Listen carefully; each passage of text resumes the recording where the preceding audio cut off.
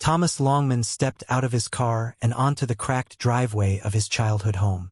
The old Victorian house loomed before him, its windows like empty eyes staring back. He hadn't set foot in this house since leaving for college 3 years ago. The memories that lingered here were a mix of happiness and pain. As he approached the front door, Thomas noticed something odd. It was unlocked. His parents had always been meticulous about locking up, especially in a small town where everyone knew each other's business. A shiver ran down his spine as he pushed the door open and stepped inside. The air inside was stale, musty, thick with the scent of decay. Thomas's eyes slowly adjusted to the dim light. The familiar shapes of furniture came into focus. But something felt off. Something beyond the usual unease of returning to a place with so many memories. Walking through the narrow hallway, he heard the familiar creak of the floorboards beneath him. But when he entered the living room, something caught his eye. A door. But not just any door, this one was small, set low into the wall. He was sure it hadn't been there before. Thomas crouched down, the small door staring back at him like a secret, begging to be uncovered. It was old, the wood warped and splintered, but there was something disturbingly familiar about it.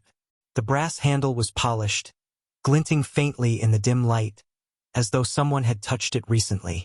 He hesitated. His fingers hovered over the handle, his breath caught in his throat. A part of him screamed to leave it alone, to walk away and never think about it again.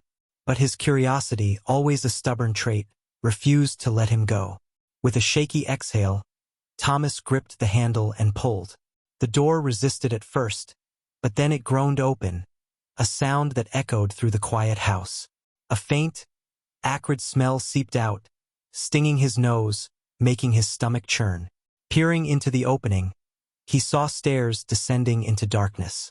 His heart hammered in his chest. This wasn't here before. He tried to recall every corner of the house, every childhood game of hide and seek. He'd never seen this door, and certainly not the staircase it led to. "Mom? Dad?" he called out, his voice shaky and hollow in the empty house. But there was no answer. Thomas pulled out his phone, turning on the flashlight. He directed the beam down the stairs. The light barely penetrated the suffocating darkness, revealing only damp, crumbling walls. But for some reason, he felt compelled to keep going. Gripping the banister, he took the first step. The wood creaked under his weight, sending another shiver through his body. The deeper he descended, the colder it became. The smell intensified. A mix of mildew and something metallic, something unmistakably like blood. His flashlight flickered as he reached the bottom step, casting jittery shadows across the dirt floor of a narrow, low-ceilinged room. Then he saw it.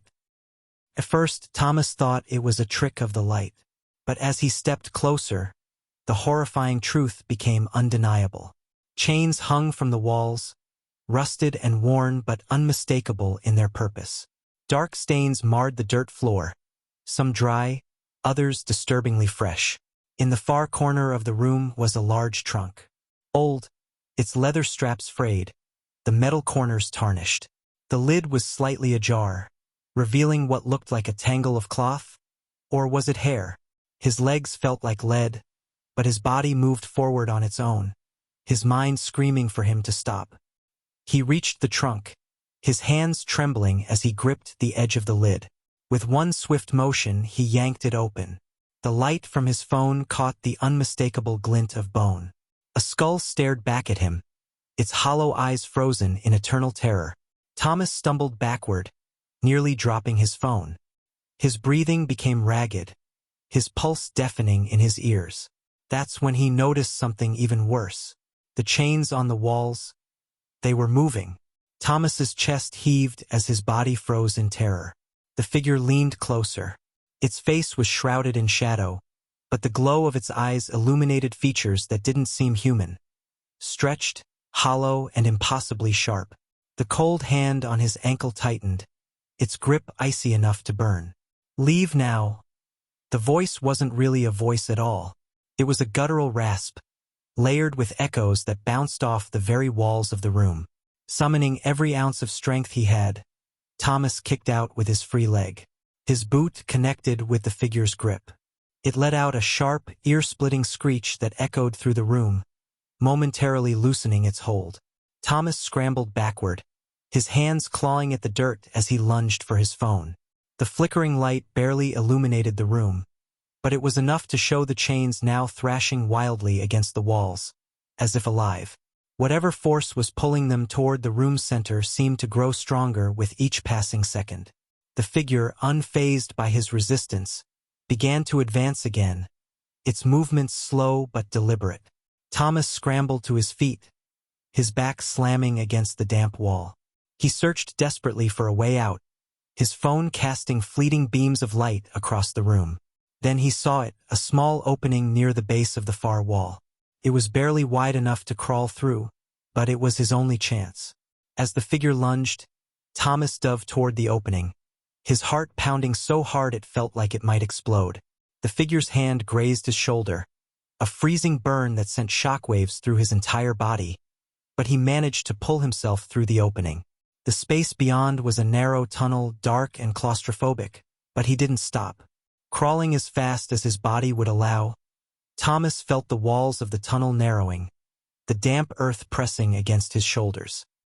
Behind him, he could hear the figure's enraged screeches and the clinking of chains, drawing closer and closer. Finally, after what felt like an eternity, Thomas saw a faint light ahead. He pushed himself forward with everything he had, emerging into what appeared to be an overgrown garden behind the house. The air was thick with the scent of wet grass and decayed leaves, a welcome reprieve from the suffocating stench of the basement.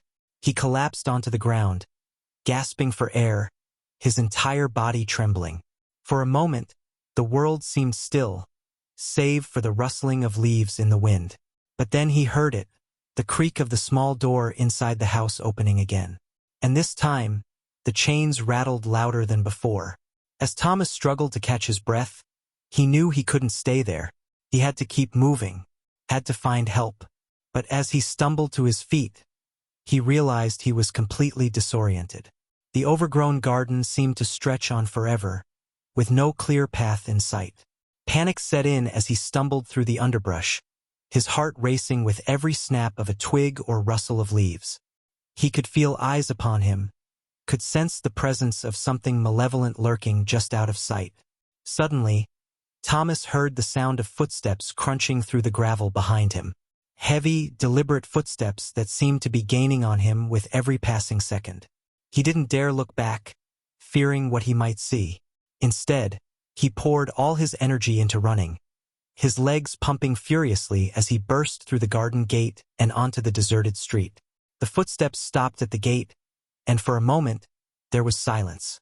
Then, a low, menacing chuckle seemed to echo through the night air, sending shivers down Thomas's spine.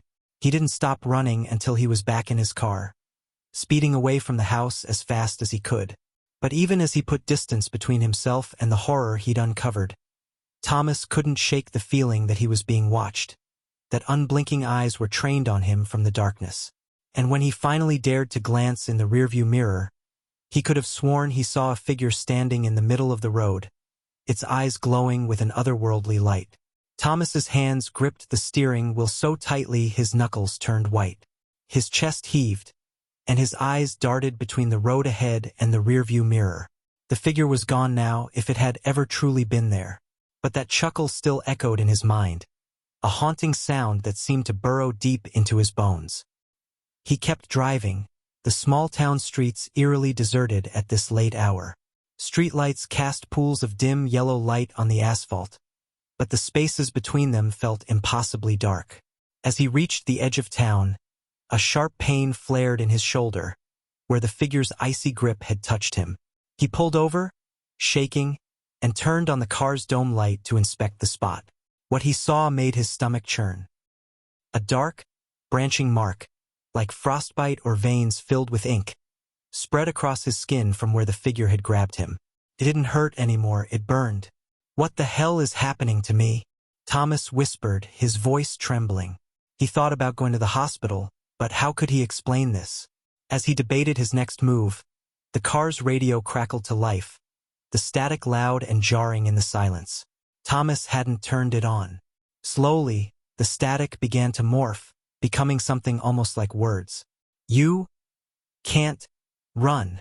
Thomas slammed his fist on the power button, but the radio wouldn't shut off. The voice grew louder, clearer. "Thomas, you belong here." The last word was drawn out, guttural, sending a chill down his spine. His phone, still lying on the passenger seat, suddenly lit up with a notification. The screen showed an unknown number and a single message: "Turn around." Thomas froze. His mind screamed at him to ignore it. But when he glanced up, he saw something impossible. The figure from the house, standing in the middle of the road again, illuminated in his headlights. Its glowing eyes locked onto him, and this time, the faint outline of a cruel, twisted grin spread across its face. Before Thomas could react, the figure took a step forward, and the car's engine stalled. The lights flickered and died, plunging him into darkness. He reached for the door handle, desperate to flee, but it wouldn't budge. His heart raced as he fumbled for his phone, only for the screen to go black in his hands. Then came the knock. It was slow, deliberate, and impossibly loud, as if it came not from the car door but from inside his skull. The knocking grew louder, more insistent, until it seemed to be shaking the car itself.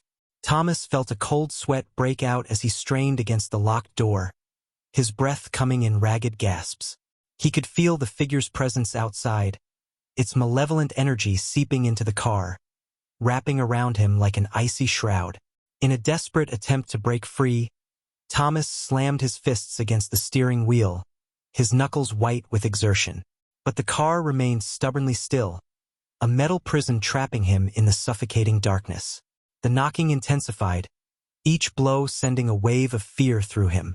Then, a voice echoed through the silence, a voice that seemed to come from the depths of the earth. It was a voice he recognized, a voice that had once filled him with a sense of comfort and security. But now it was distorted, twisted into something monstrous. "Thomas," the voice whispered, each syllable a chilling breath against his ear. "It's time to come home." The car door creaked open, the hinges groaning in protest. A cold draft swept through the interior, carrying with it the unmistakable scent of decay and death. Thomas's heart pounded in his chest as he turned his head, his eyes wide with terror. The figure stood in the doorway, its form shrouded in darkness. But its eyes, glowing with an unnatural light, pierced through the gloom, locking onto Thomas with a predatory intensity. A slow, sadistic smile spread across its face, revealing rows of jagged, yellowed teeth. "Welcome back," it hissed, its voice dripping with malice. "To your true home." Thomas's scream was swallowed by the darkness as the figure lunged forward, its icy grip closing around his throat. Thomas clawed at the figure's hand, his nails scraping uselessly against the cold, unyielding flesh.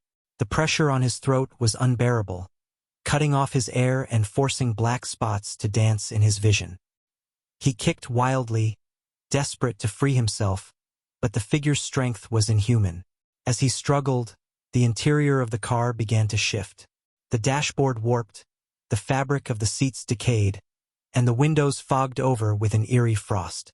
The world around him dissolved, pulling him back into something darker, something otherworldly.